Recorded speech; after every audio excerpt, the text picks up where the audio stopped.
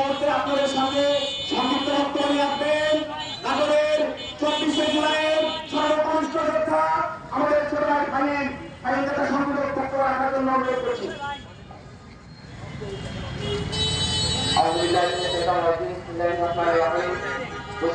ছাত্র আন্দোলন নাটোর জেলা পত্রিকা আয়োজিত আজকের এই অবস্থান কর্মসূচিতে উপস্থিত আমার আন্দোলনের সকল সহযোগিতা ভাইরা সবাইকে আসসালামু আলাইকুম ওয়া রাহমাতুল্লাহ।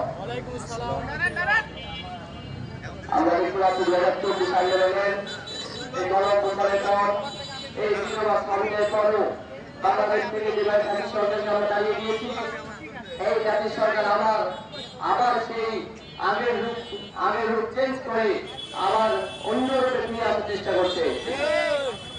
আমরা বলতে চাই যত জোর নির্যাতন তারা করেছে তার পরিবারে আমরা যেভাবে তাদেরকে সমাজে বাধ্য হয়েছি, তারা আবার